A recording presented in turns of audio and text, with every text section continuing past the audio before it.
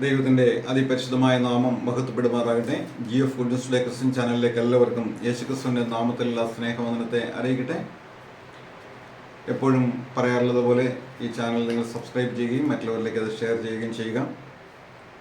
ഇന്ന് നാം ചിന്തിക്കാൻ പോകുന്ന ദൈവത്തിൻ്റെ വചനം 1 രാജാക്കന്മാരുടെ പുസ്തകം 20-ാം അധ്യായത്തിൻ്റെ 42-ാമത്തെ വാക്യമാണ്.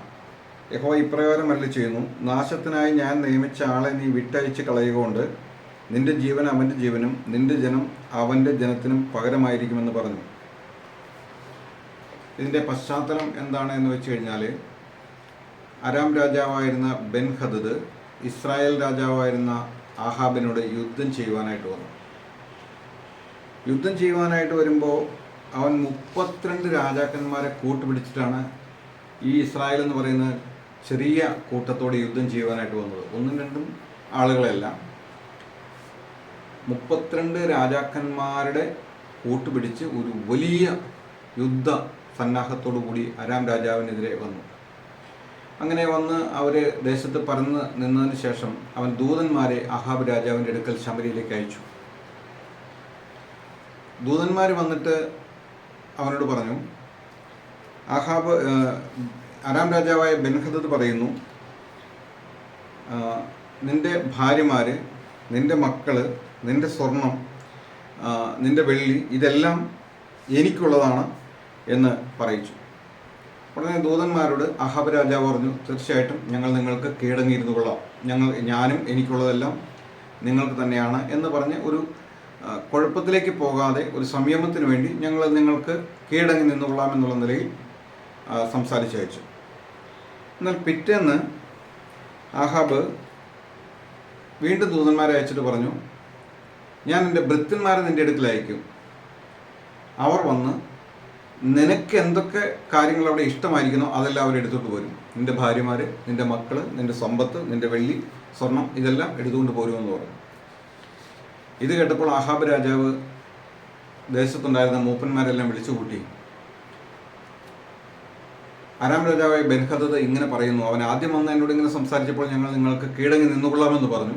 എന്നാൽ ഇപ്പോൾ അവൻ പറയുകയാണ്, ദേശത്തുള്ള എൻ്റെ ഭാര്യമാരെയും എൻ്റെ കുഞ്ഞുങ്ങളെയും എൻ്റെ സമ്പത്തും അവൻ എടുത്തുകൊണ്ട് പോകും എന്ന് ആളയച്ച് പറഞ്ഞിരിക്കുന്നു എന്ന് പറഞ്ഞു.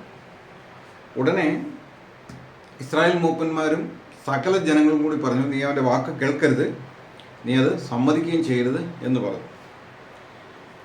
അപ്പോൾ ബെൻഹദദിൻ്റെ അടുക്കൽ ഈ വിവരം തിരികെ ചെന്ന് അറിയിച്ചു കഴിഞ്ഞപ്പോൾ ബെൻഹദദ് പറഞ്ഞു, ശമരിയിലെ പൊടി എൻ്റെ ഭൃത്യന്മാർക്കെല്ലാവർക്കും കൂടി ഒരു പിടി വീതം വാരുവാനായിട്ടുണ്ടോ എന്ന് ചോദിച്ചു. അത്ര വലിയ ഒരു ജനക്കൂട്ടമായിട്ടാണ് ഈ ചെറിയ കൂട്ടത്തോട് യുദ്ധത്തിനായിട്ട് വന്നിരിക്കുന്നത്.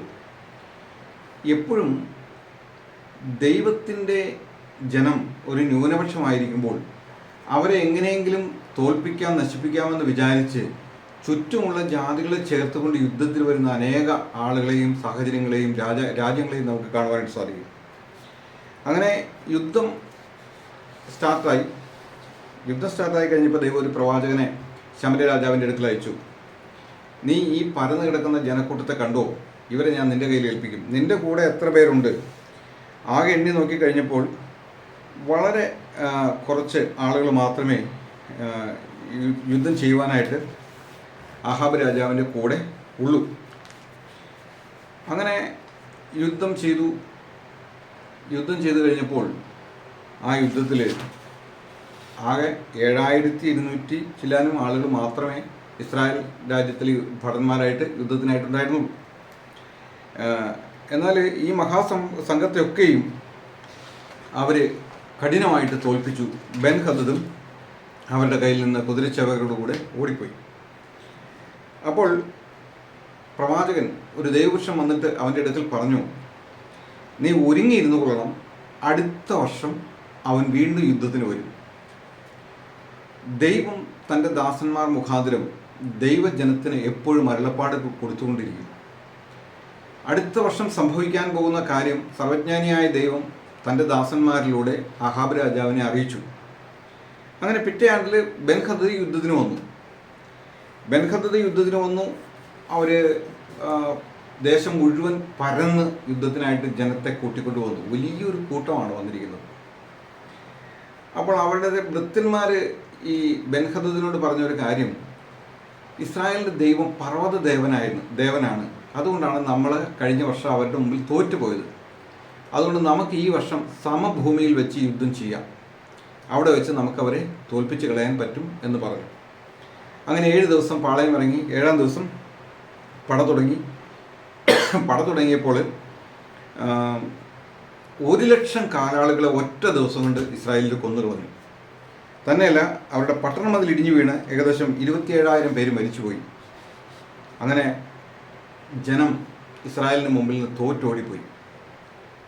അപ്പോൾ ബെൻഹദദ് അവിടുന്ന് രക്ഷപ്പെട്ടു. അപ്പോൾ ബെൻഹദദിനെ കൊല്ലുമെന്ന് ഭയന്നിട്ട് ബെൻഹദദ് ആഹാബ് രാജാവിൻ്റെ അടുക്കൽ ആളയച്ചിട്ട് പറഞ്ഞു, അതായത് ഈ ഇസ്രായേൽ ജനം ദയയുള്ളവരാണെന്ന് അവർ കേട്ടിട്ടുണ്ട്, അതുകൊണ്ട് ഇവരുടെ ഉള്ളിൽ മുഴുവൻ ദുഷ്ടതയും കഠിനതയും വൃത്തികേടുമാണെങ്കിലും അവർ ദയയുടെ മുമ്പിൽ പിടിച്ചു നിൽക്കാൻ കഴിയുമെന്ന് വിചാരിച്ചിട്ട് ബെൻഹദദ് ആഹാബിൻ്റെ അടുക്കൽ ആളയച്ചു. ഇങ്ങനെ, ഞാൻ നിൻ്റെ അടുക്കൽ വരാം, നമ്മൾ തമ്മിൽ ഒരുമിച്ച് പോകാം, നമുക്ക് ഉടമ്പടി ചെയ്ത് പോകാം, നീ ദയയുള്ളവനാണെന്ന് കേട്ടിട്ടുണ്ടെന്ന് പറഞ്ഞു. അങ്ങനെ അവൻ ജീവിച്ചിരിക്കുന്നുണ്ട്, അവനോട് വരാനായിട്ട് പറഞ്ഞു. അങ്ങനെ വന്നു കഴിഞ്ഞപ്പോൾ അഹാബ് രാജാവ് പറഞ്ഞു, ഒരു കാര്യം ചെയ്തു, എൻ്റെ അപ്പൻ നിൻ്റെ അപ്പൻ്റെ അടുക്കൽ നിന്ന് പിടിച്ചു വാങ്ങിയിരിക്കുന്നതായിട്ടുള്ള അല്ലെങ്കിൽ പിടിച്ചടക്കിയ രാജ്യങ്ങളെല്ലാം പട്ടണങ്ങളെല്ലാം ഞാൻ തിരിച്ചു തരാം.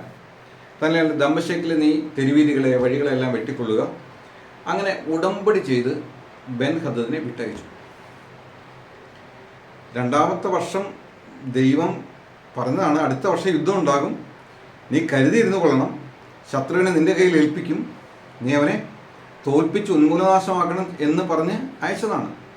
എന്നാൽ ദൈവം ജയം കൊടുത്താലും അവിടെ പിന്നെ സ്വന്തം ബുദ്ധി കൊണ്ട് പ്രവർത്തിക്കുന്നത് നമുക്ക് കാണുവാൻ സാധിക്കും. ഉടമ്പടി ചെയ്ത് വിട്ടയക്കുകയാണ്. തൻ്റെ ഭാര്യമാരെയും മക്കളെയും രാജ്യത്തെ സ്വത്ത് മുഴുവൻ എടുത്തുകൊണ്ട് പോയ ഈ ബെൻഹദദ് എന്ന് പറയുന്ന ദുഷ്ടനായ മനുഷ്യനെ വെല്ലുവിളി നടത്തിയ ശമരിയിലെ മണ്ണ് എൻ്റെ ഭൃത്യന്മാർക്ക് ഒരു കൈക്ക് ഒരു പിടി വീതം വാരിയെടുക്കാനുണ്ടോ എന്ന് ചോദിച്ച, വമ്പ് പറഞ്ഞ, വീമ്പിളക്കിയ ആ രാജാവിനെ ദൈവം കൊണ്ടുവന്ന് ശമര രാജാവിൻ്റെ കയ്യിൽ ഏൽപ്പിച്ചു കഴിഞ്ഞപ്പോൾ ഉടമ്പടി ചെയ്ത് ജീവനോടെ അവനെ വിട്ടയച്ചു.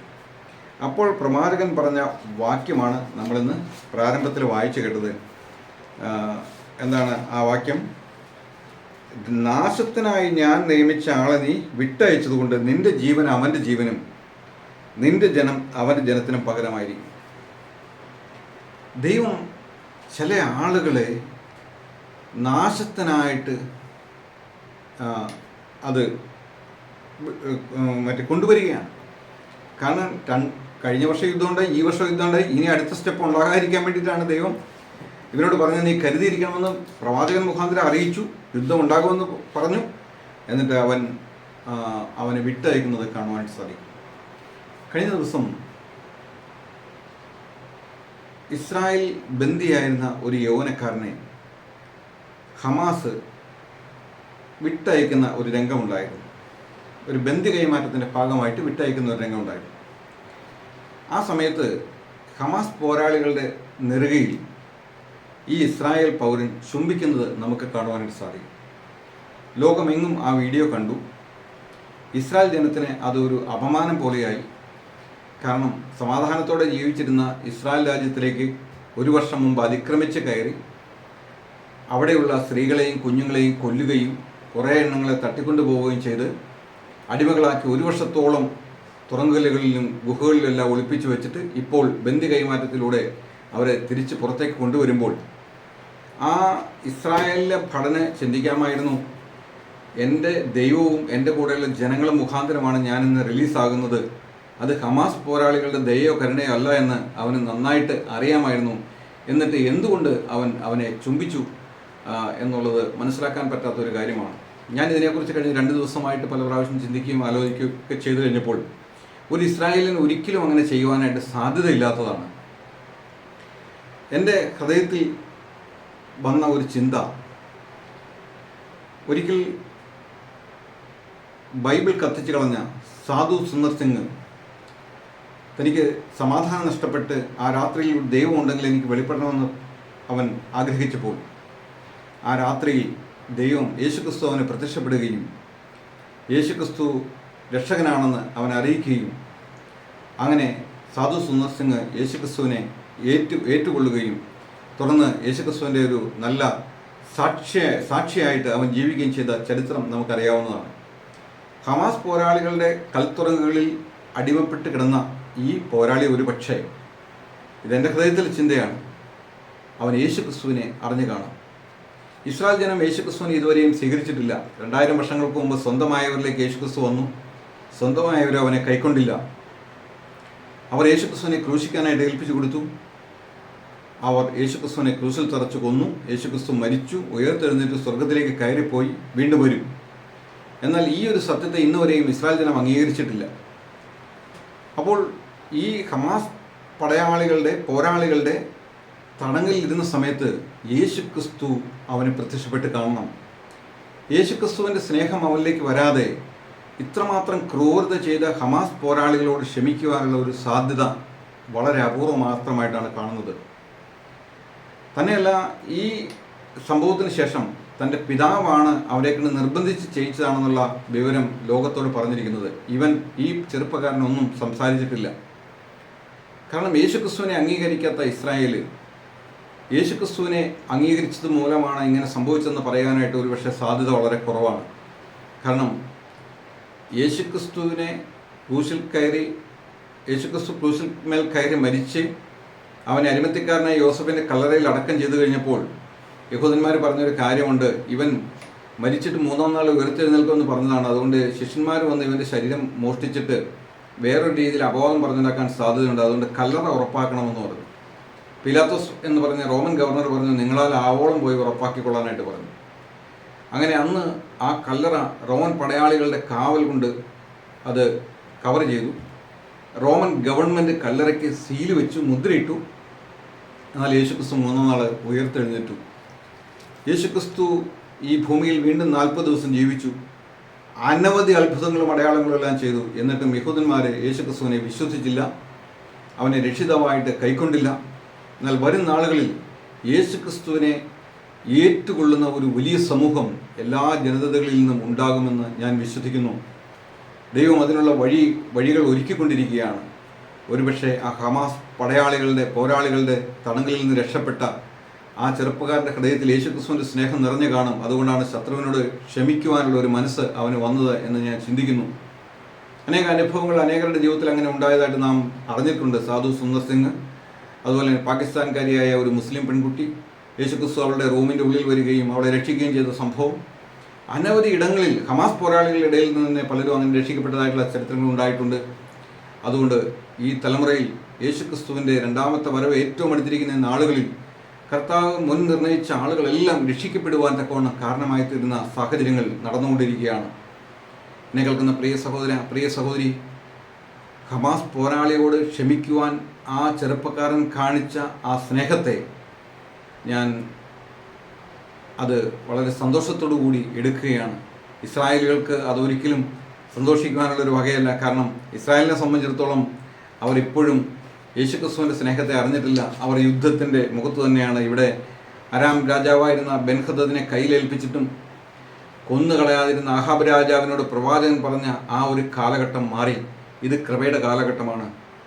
ഈ കൃപയുടെ കാലഘട്ടത്തിൽ യേശുക്രിസ്തുവിനെ ഏറ്റുകൊണ്ട് മനുഷ്യൻ മാനസാന്തരപ്പെട്ട് മറ്റുള്ളവരോട് ക്ഷമിക്കുവാൻ തക്കവണ്ണമുള്ള ഒരു വലിയ ഹൃദയം, ഒരു പുതിയ ഹൃദയം ദൈവം അവന് കൊടുക്കും. ഇസ്രായേലും രക്ഷിക്കപ്പെടേണ്ടതായിട്ടുണ്ട്. ഇസ്രായേലും യേശുക്രിസ്തുവിനെ അറിയേണ്ടതായിട്ടുണ്ട്. എന്നാൽ അവരുടെ ഇന്നത്തെ നിയമം വെച്ചിട്ട്, ഈ പഴയ തിരുവെഴുത്തുകളിലെ നിയമം വെച്ച് നോക്കുമ്പോൾ അവർക്ക് നാശത്തിനായിട്ട് വിട്ടയച്ചു കൊടുത്ത ഒരുത്തനെ, അവരുടെ അടുത്തിൽ ഏൽപ്പിച്ചു കൊടുത്ത ഒരുത്തനെ ഉടമ്പടി ചെയ്ത് വിട്ടയക്കുവാൻ പാടില്ല എന്നുള്ളത് അവരുടെ ഒരു നിയമമാണ്.